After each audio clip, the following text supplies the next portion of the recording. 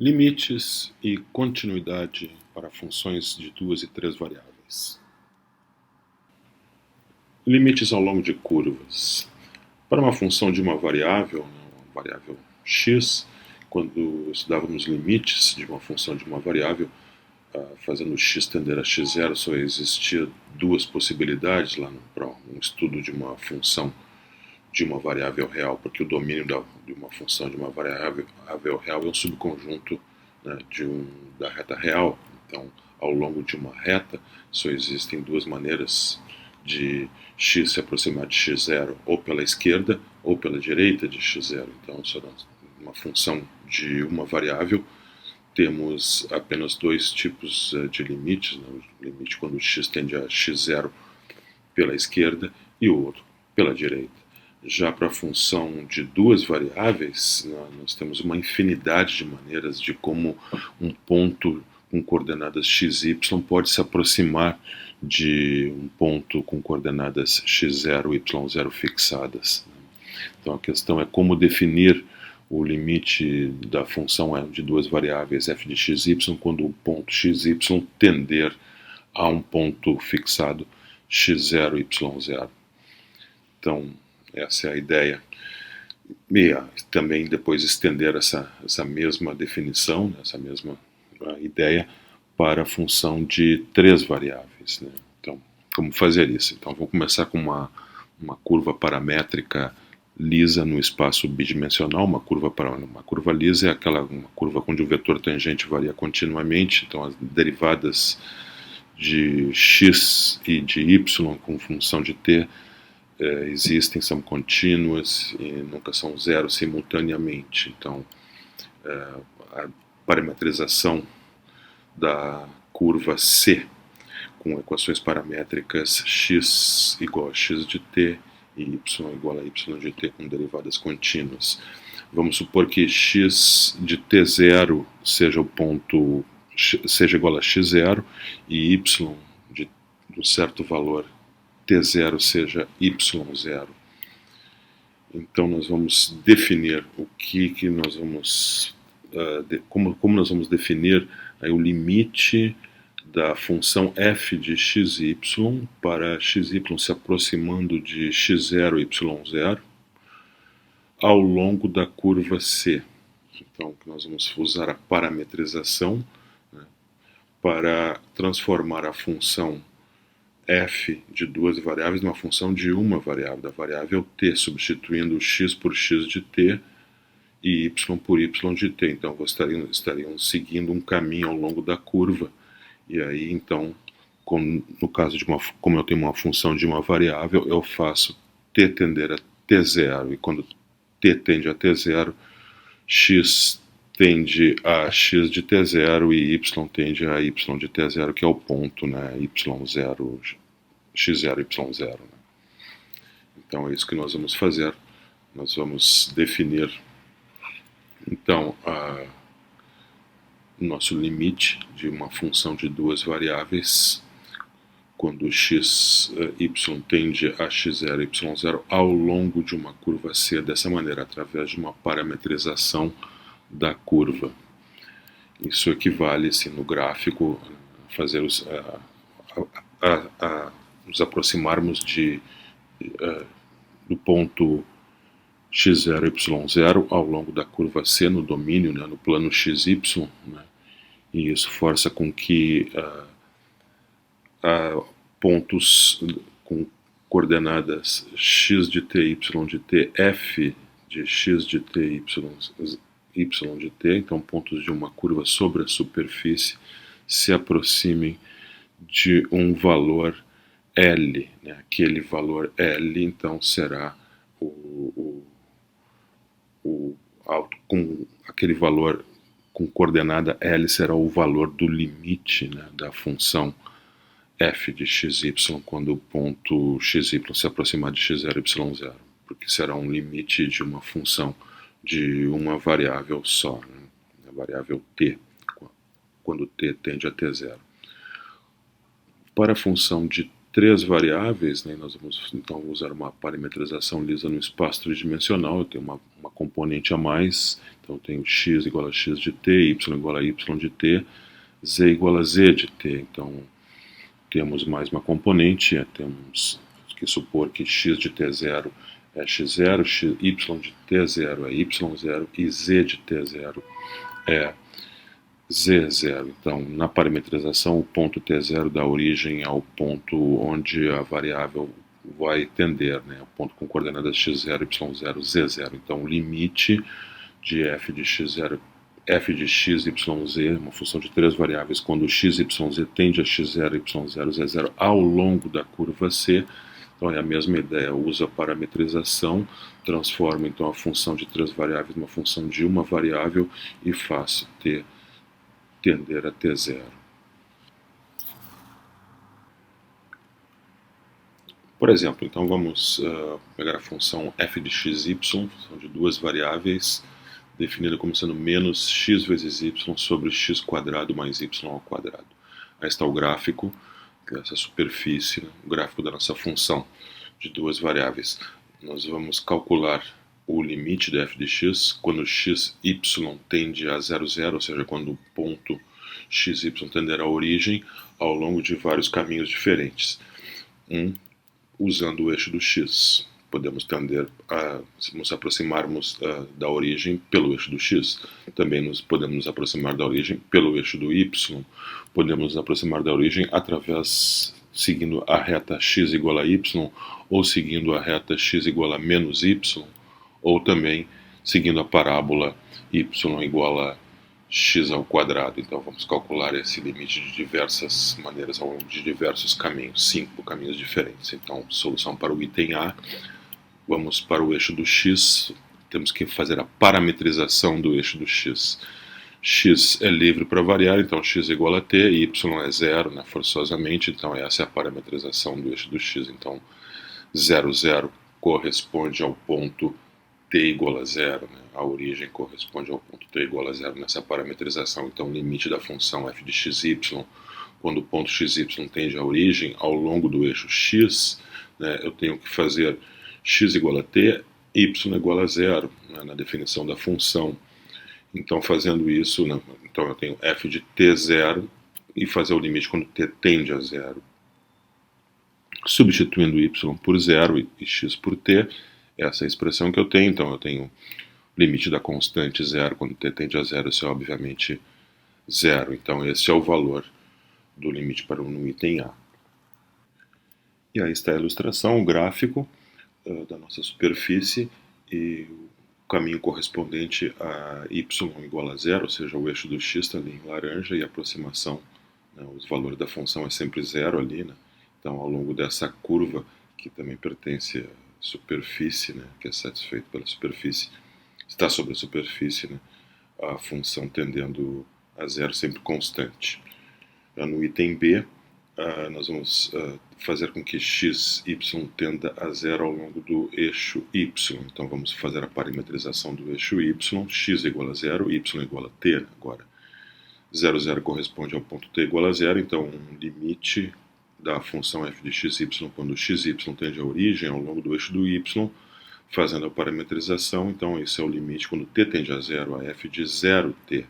f de 0t vai dar sempre 0, né? Ao longo do eixo y a função também é identicamente nula, então o limite é 0, e ali está a ilustração em verde, né? A função, os valores da função tendendo a 0, sempre sendo 0, né? À medida que o t se aproxima de 0, né, e o ponto xy se aproxima da origem.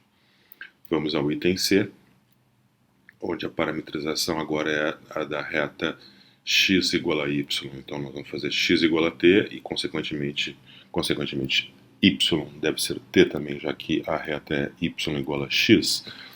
Ponto 0, 0 corresponde ao valor de t igual a 0, então o limite da função f de x quando x tende a quando o xy tende à origem ao longo da reta y igual a x, está ali a reta y igual a x, esse limite é f de t t, né? Substituo tanto o x por t quanto o y por t na definição da função. Aí a expressão fica assim, né? Menos t quadrado dividido por 2t ao quadrado. Então eu simplifico antes de calcular o limite, fica o limite de uma constante, que é menos 1/2. Então esse limite é menos 1/2, ali está a ilustração, né? Esse limite então é diferente dos outros, né? Então, quando x tende à origem através dessa reta, a função tende a menos 1/2. Quando x tendia à origem ao longo dos eixos coordenados, né, x e y, o valor era 0. Né?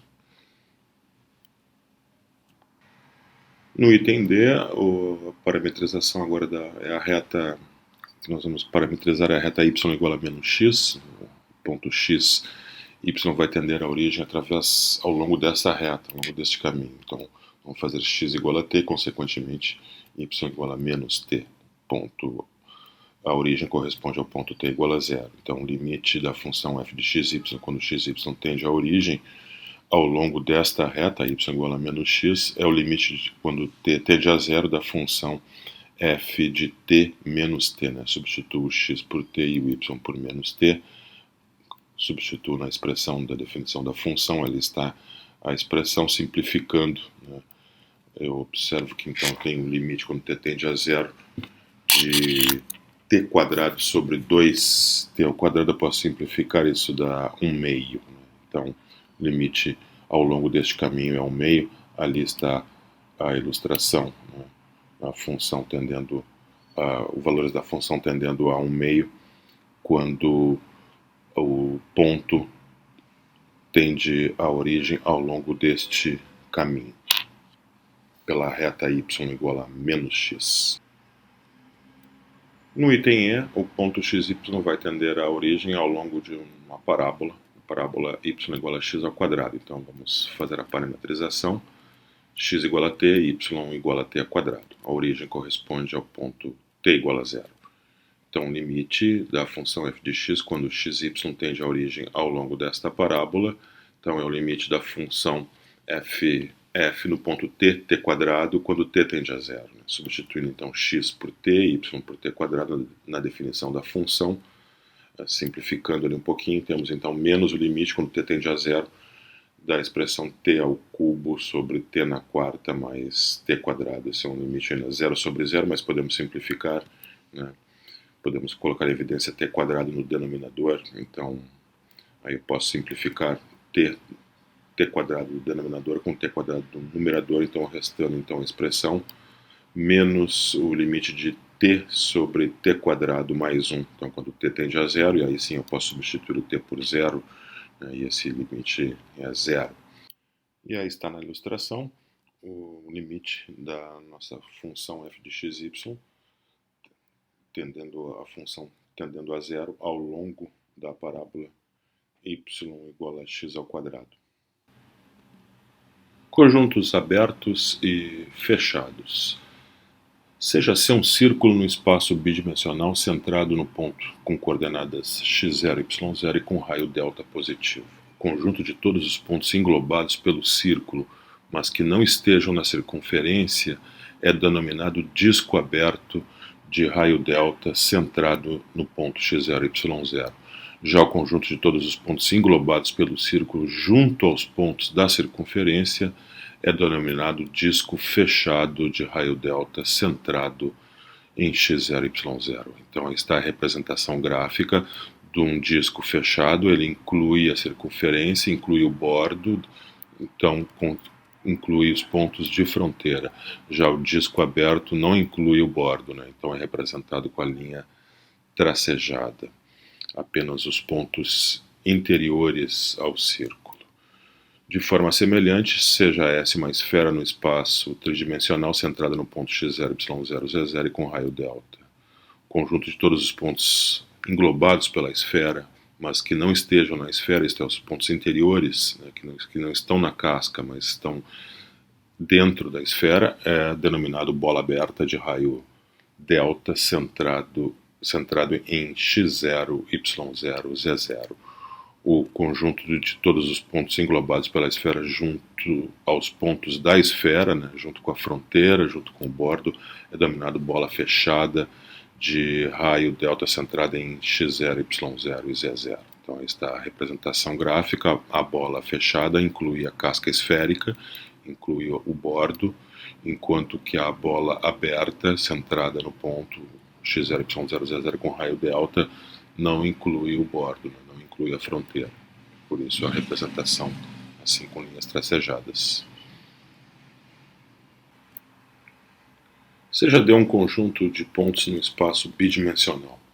Dizemos que x0, y0 é um ponto interior de D se existir um disco aberto centrado nesse ponto com coordenadas x0, y0 que contenha unicamente pontos de D. Então é possível colocar, o ponto é dito interior se é possível colocar um disco aberto centrado neste ponto totalmente dentro do conjunto D. Caso contrário, né, onde isso não é possível, nós vamos chamar isso de ponto de fronteira. Dizemos que x0, y0 é um ponto de fronteira do conjunto D se qualquer disco aberto centrado em x0, y0 contiver pontos contiver pontos tanto de D quanto fora de D. Então, qualquer disco aberto centrado em D vai conter alguns pontos que não estão em D e que estão em D. Então a ideia é essa, né? Ponto de fronteira, então olha, aquele ponto no bordo do conjunto, qualquer disco, por menor que ele seja, vai conter tanto pontos no interior de D, pontos de D ou pontos que estão fora de D. Já o ponto que ele é interior, mesmo que ele esteja próximo, relativamente próximo da fronteira, sempre é possível colocar um disco aberto dentro dele, né? Basta diminuir o disco, né? Basta diminuir o raio, né? Tomar raios cada vez menores até que um disco inteiro esteja dentro do conjunto D. Isso sempre é possível para pontos interiores, já para pontos de fronteira isto não é possível, né? A mesma ideia se aplica, né, para conjuntos do espaço tridimensional, só que agora nós devemos utilizar bolas ao invés de discos, né? Então, um ponto de fronteira é aquele que qualquer bola aberta centrada no ponto vai conter tanto pontos de D quanto pontos fora de D, fora do conjunto, enquanto que num ponto interior vai ser possível colocar uma bola aberta totalmente dentro do conjunto D, se realmente esse ponto é interior. O interior do conjunto D é o conjunto de todos os pontos interiores de D, e a fronteira do conjunto D é o conjunto de todos os pontos de fronteira de D. O conjunto ele é dito fechado se ele contém todos os seus pontos de fronteira. Já o conjunto é dito aberto se não contiver nenhum ponto de fronteira. Então, por exemplo, esse conjunto aí, no espaço bidimensional, onde aquele bordo está em linhas tracejadas, não pertence ao conjunto, ele é um conjunto aberto. Todos os pontos são pontos interiores, né? Ele não contém nenhum ponto de fronteira, né? A fronteira geralmente está no bordo. E este é um conjunto fechado, ele contém todos os pontos de fronteira, contém todos os pontos do bordo. Esse é um conjunto, então, fechado.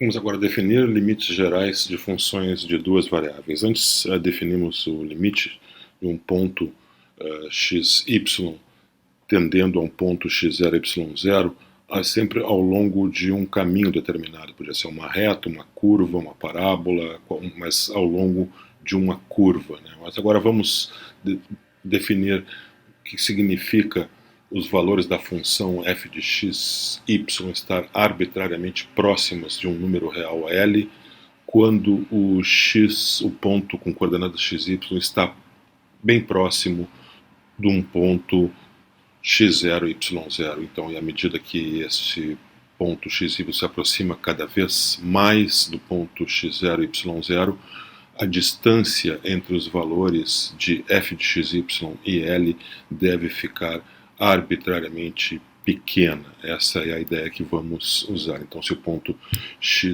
estiver suficientemente próximo do ponto com coordenadas x0 e y0, mas nunca igual, né, distinto, podemos forçar o valor da função f de xy a ficar tão próximo de L quanto queiramos. Então, a definição, seja f uma função de duas variáveis e suponha que f esteja definida em todos os pontos de um disco aberto centrado no ponto x0 e y0, exceto possivelmente no centro do disco, exceto possivelmente no ponto x0 e y0. Então, dizemos que o limite de f de xy, quando xy tende a x0 e y0, é o número real L, se, dado qualquer número epsilon positivo, podemos encontrar um número delta positivo tal que isto aqui aconteça. Essa condição diz que a raiz de x menos x0 ao quadrado mais y menos y0 ao quadrado menor que delta, esse número sendo positivo e menor que delta, vai implicar que os valores da função estejam a uma distância menor do que epsilon do número L. A condição f de xy menos L em módulo ser menor que L significa que os valores da função e o valor de L estão muito próximos. Talvez os valores da função estejam abaixo de L ou acima de L, mas nunca a uma distância superior a epsilon, sempre uma distância inferior ao número epsilon do número real L. Então isso significa o que geometricamente, né? Temos ali o domínio, o gráfico da função é a superfície, né? Z igual a f de x, ali no domínio da função no plano XY está aquele disco de raio delta centrado no ponto x0, y0. Então significa o que? Se pegamos um ponto no interior daquele disco, com coordenadas, um ponto qualquer, com coordenadas xy, ali está ele representado. Se ele está no interior do disco, então a distância até o centro, a distância de xy até x0, y0, a distância até o centro do disco é menor que delta. Significa então que a raiz quadrada de x menos x0 ao quadrado mais y menos y0 ao quadrado é menor que delta. Então, essa região circular com o centro removido consiste de todos os pontos xy que satisfazem essa aí, a distância ao centro menor que delta. Então, se a distância do ponto xy ao centro for menor que delta, for suficientemente pequena, então f de x menos L, a distância de f de x até L, será menor do que epsilon. Então, os valores da função f de x, os valores que a função assume na superfície, lá estarão entre os planos L mais epsilon e L menos epsilon. Então, se a distância de xy para x0, y0 for suficientemente pequena, a distância dos valores que separam f de xy até L é suficientemente pequena, tão pequena quanto queremos. Então, se a gente quer uma distância menor para os valores da função mais próximos de L, nós diminuímos o valor de epsilon. E a definição diz: para qualquer epsilon, sempre é possível encontrar um delta, tal que, então, para qualquer discrepância que queiramos nos valores da função em relação a L, sempre é possível encontrar um disco ao redor do ponto x0, por menor que seja esse disco, tal que, se o ponto ali estiver dentro daquele disco, então os valores da função estão próximos de L. Então, isso significa limite de f de xy quando xy tende a x0 igual a L. Isso é independente do caminho, né, que estamos aqui, onde o xy está se aproximando de L. Então não mencionamos em nenhum momento um caminho específico. E aqui temos uma outra ilustração. Temos o domínio da função no plano xy, aí está o ponto x0, y0, e um disco de raio delta centrado no ponto x com o ponto x0, y0. Se um ponto qualquer com coordenadas x, y estiver dentro desse disco de raio delta, desse disco aberto de raio delta, mas não no centro, então este ponto será levado a um ponto f de x próximo de L. Né? Os valores da função são números reais, então estão dentro de assumem como são associados a pontos de uma reta. Né?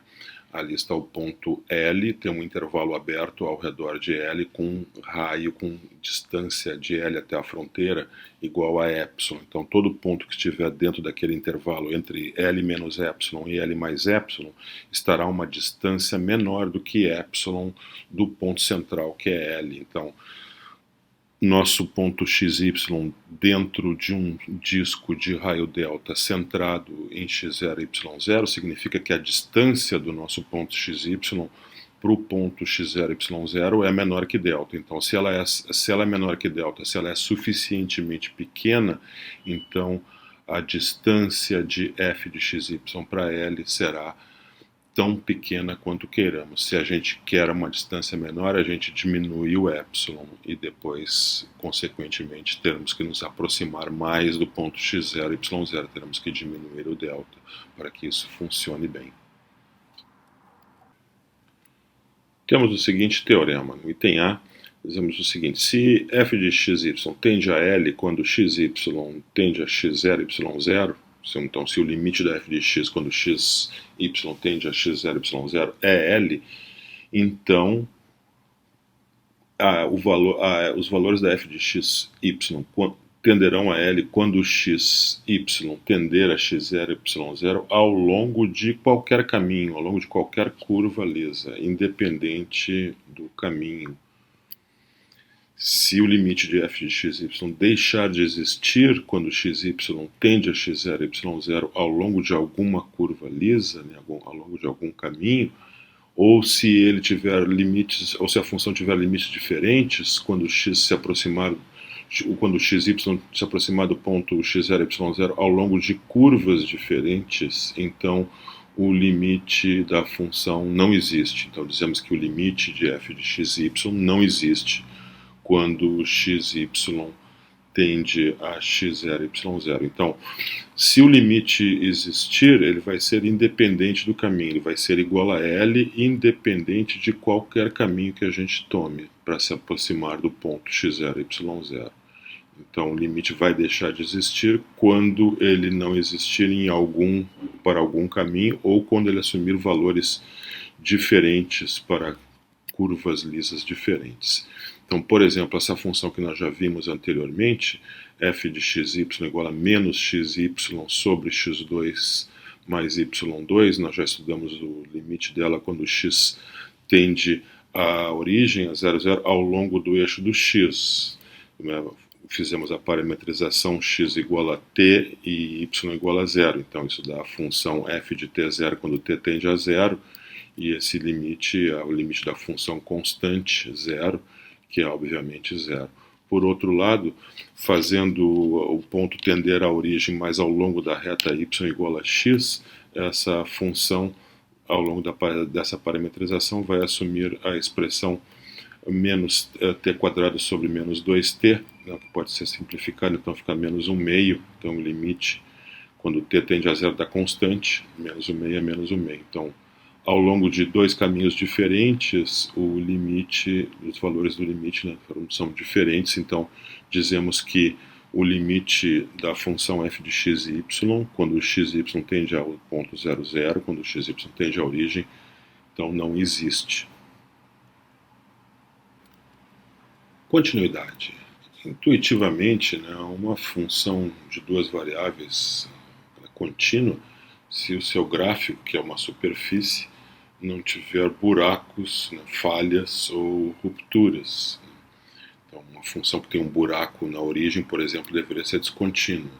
Uma função que tende ao infinito, né, então tem um buraco na origem, ela não está definida, né, ela tende a infinito na origem, também deveria ser descontínua. Aqui uma função que tem uma ruptura, né, na superfície, na origem também tem um salto vertical, né, então não, não deveria ser contínua uma função assim, né?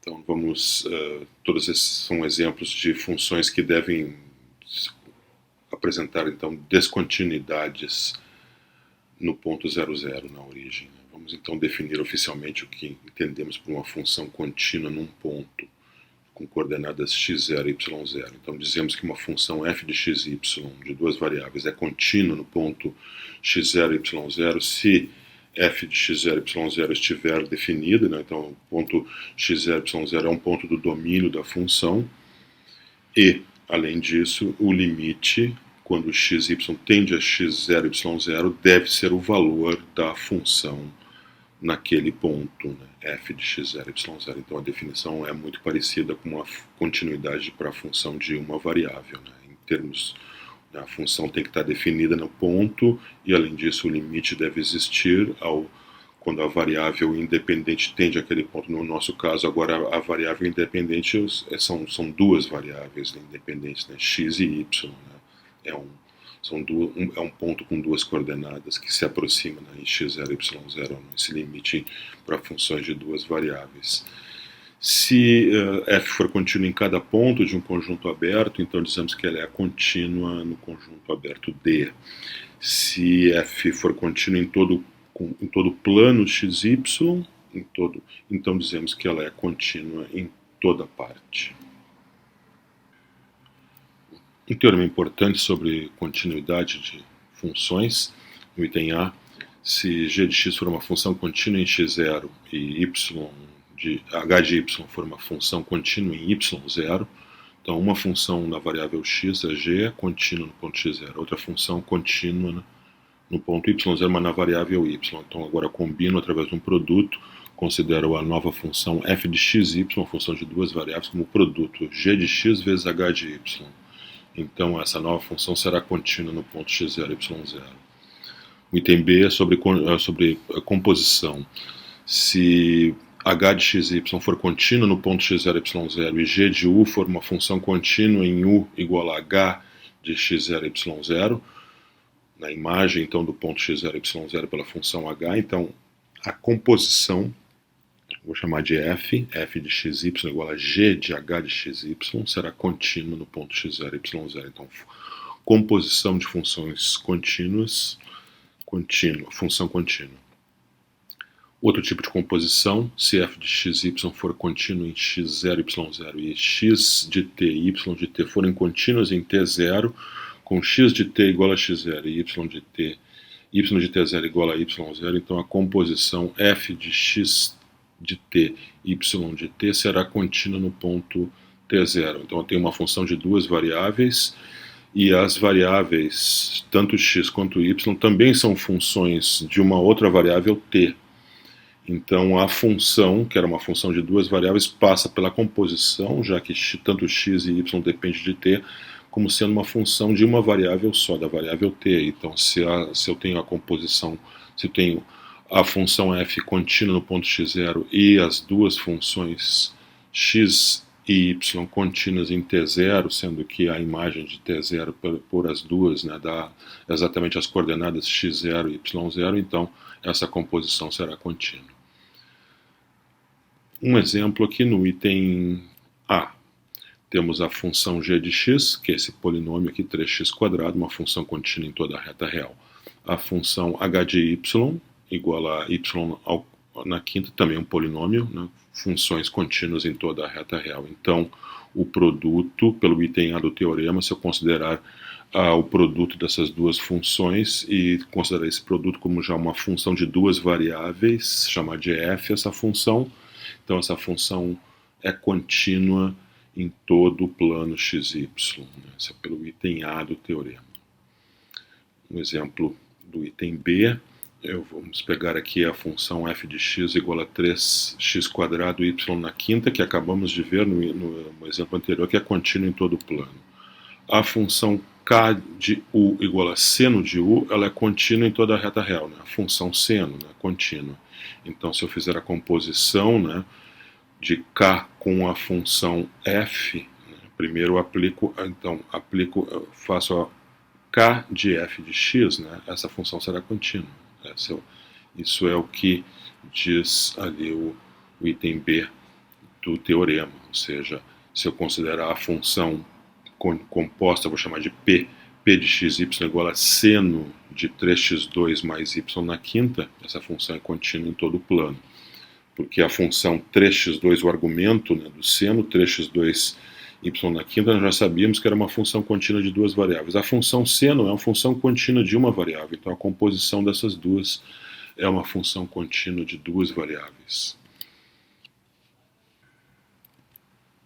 Reconhecendo funções contínuas, né? 3 elementos. A composição de funções contínuas é contínua, a soma, a diferença, o produto de funções contínuas são funções contínuas, e o quociente de funções contínuas é uma função contínua, exceto onde o denominador for zero. Então, se eu tiver, por exemplo, essa função f de xy igual a x vezes e na xy, é uma função contínua, porque x vezes y é uma função contínua, o produto de funções contínuas, aí eu pego a função exponencial, faço a composição com esse produto, dá uma função contínua, multiplico por outra função contínua que é x, então eu tenho produtos, composições, mais produtos de funções contínuas.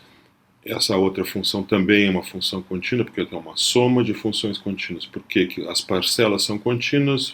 São composições de funções contínuas. Uma é o seno, que é uma função contínua, composta com aquele produto de polinômios, também contínuo. A outra parcela é o valor absoluto, que é uma função contínua, está sendo composta com x² menos y, que também são duas funções contínuas, então estão sendo subtraídas duas funções contínuas. Então, operações usando então as 4 operações mais a composição, né, com funções contínuas, resulta em uma função contínua. Então está aí mais uma função contínua em toda parte. H de xy é um quociente de funções contínuas, o denominador, né, vamos prestar atenção, não se anula em nenhum ponto, é uma soma de quadrados mais 1, portanto nunca é zero. Então são 3 exemplos de funções contínuas em toda parte.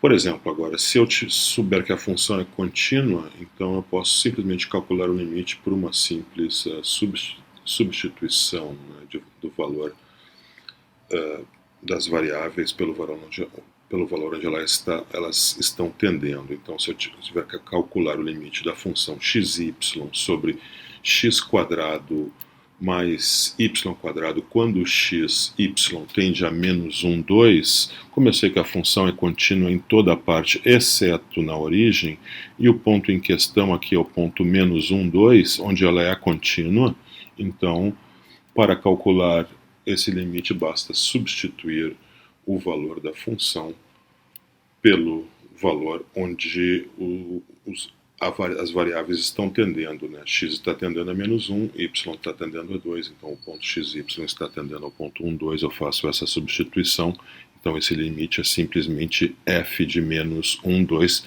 pela definição de continuidade no ponto menos 1, 2. Então, para calcular agora este número, basta substituir x por menos 1 e y por 2 na definição, isso dá menos 2/5. Neste outro exemplo, temos a função f de xy igual a x² vezes y² sobre 1 menos xy.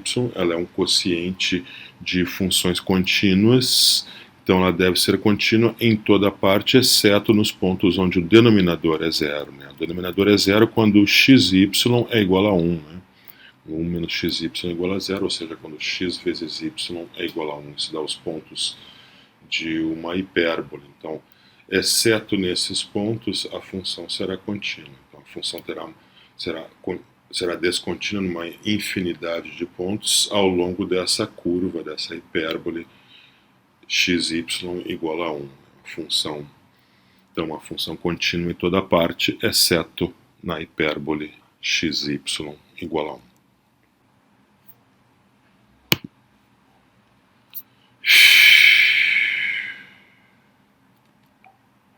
Limites em descontinuidades. Às vezes fica fácil para uma função, quando ela é descontínua num ponto, fica fácil para ver qual o comportamento dela. Por exemplo, no ponto de descontinuidade, né? Por exemplo, essa aqui, essa função 1 sobre x quadrado mais y quadrado, ela não está definida na origem, né? Então ela é descontínua em x, y igual a 0, 0. Mas é fácil de ver como ela se comporta na vizinhança de 0, 0, né? Quando o ponto x, y se aproxima da origem, né? Porque quando x está próximo de 0 e y está próximo de 0, x2 mais y2 estará próximo de zero, então a fração vai ficando cada vez maior, né, sempre positiva. Então, à medida que o x e o y se aproximam de zero, né, o ponto com coordenadas x e y se aproxima da origem, a fração 1 sobre x2 mais y2 fica cada vez maior. Então, é claro que esse é o comportamento de uma expressão que está tendendo a mais infinito. E aí claramente dá para ver pelo gráfico, né? A função tem um gráfico, tem um buraco na origem, né? Não está definido ali, mas os valores da função explodem para mais infinito à medida que nos aproximamos então da origem. E em outros casos, isso já é mais complicado de ver o comportamento da função. Por exemplo, essa função aí na origem ela é descontínua, né? O logaritmo não está definido para x, y igual a 0, 0, né? Eu não posso substituir o x e o y por zero ali, pela descontinuidade da função. Então, neste caso, não é tão simples, né, de ver o comportamento, mas porque note que à medida que o x e y tende a zero, né, eu vou ter a primeira parcela, a primeiro fator ali, x2 mais y2 vai tender a zero, mas o logaritmo deste termo tende a menos infinito. Então isso é uma forma indeterminada do tipo zero vezes infinito, então não é tão simples de ver, né, o comportamento disso. E eu, infelizmente, não posso usar a regra de L'Hopital aqui, porque não temos a regra de L'Hopital para funções de duas variáveis, né. Mas então, nós vamos observar aqui que essa expressão, a expressão que está no limite ali, a função x2 mais y2 vezes x2 mais y2, ela é uma função de duas variáveis, mas essencialmente ela é uma função apenas de x quadrado mais y quadrado. Ela depende da soma dos quadrados de x e y. Então, essencialmente depende de uma variável só. O que nós vamos fazer é, nós vamos mudar a variável, vamos fazer x igual a r cosseno θ e y igual a r seno θ, uma transformação para coordenadas polares. Nesse caso, x2 mais y2 é a soma dos quadrados ali, de r seno θ ao quadrado mais r cosseno θ ao quadrado. Isso dá r2 vezes seno quadrado mais cosseno ao quadrado de θ, que é 1. Então, isso dá r ao quadrado.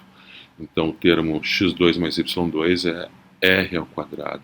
Então, r ali é a raiz quadrada de x2 mais y2, ou seja, r ao quadrado tende a zero, não, perdão, r tende a zero se e somente se o ponto xy tende à origem, tende a 0, 0.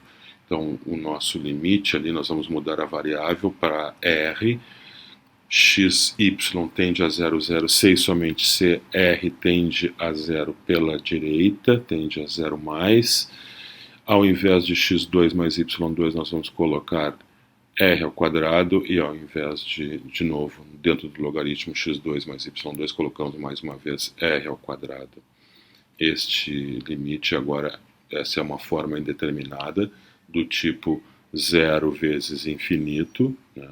E quando r tende a zero, o logaritmo ele tende a infinito. Então, mas só que agora estamos em uma variável só, na variável r, então aqui eu posso tentar usar a técnica para chegar na regra de L'Hopital, né? Primeiramente eu vou, ao invés de considerar esse limite, eu vou considerar o limite da r ao quadrado, que ao invés de do logaritmo de r ao quadrado, que ao invés de logaritmo de r ao quadrado eu vou escrever duas vezes logaritmo de r, usando propriedades do logaritmo, da potência, né, que o expoente sai lá para fora.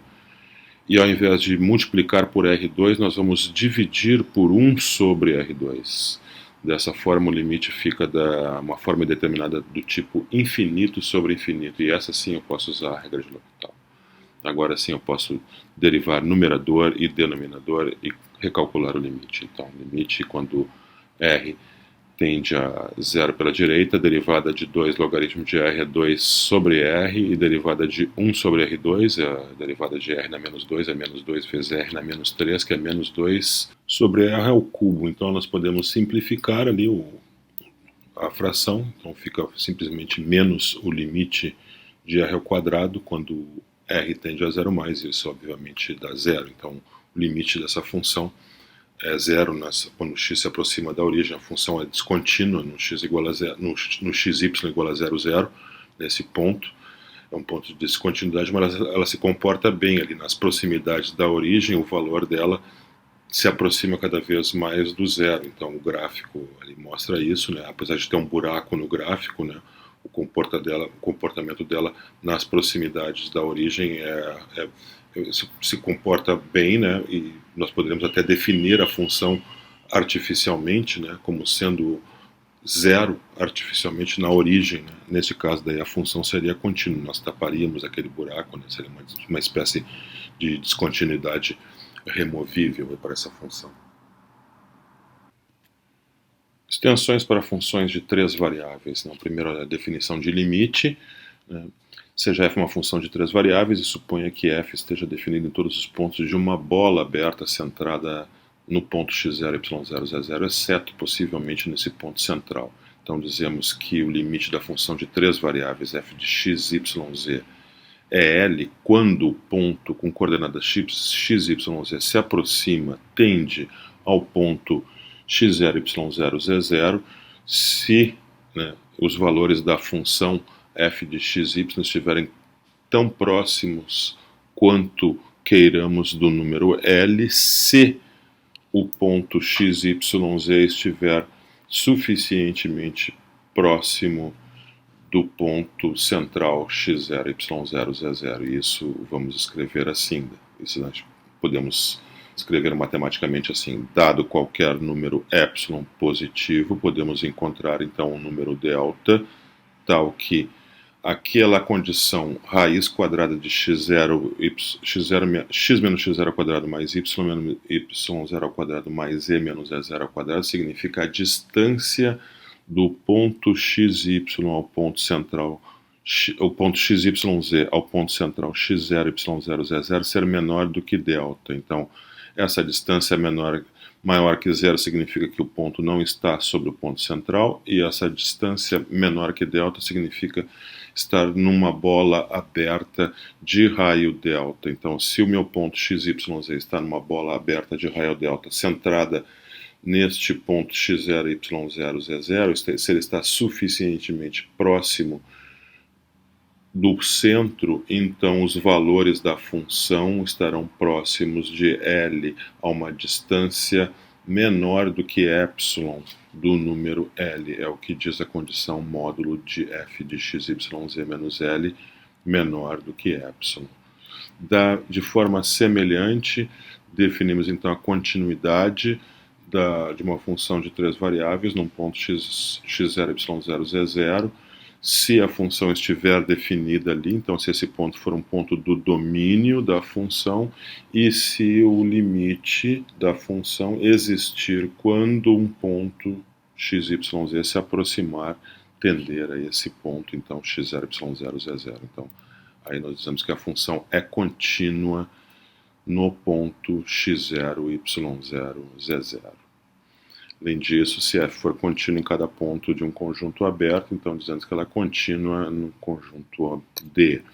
E se f for contínua em todo ponto do espaço x, y, z, então dizemos que f é contínua em toda parte.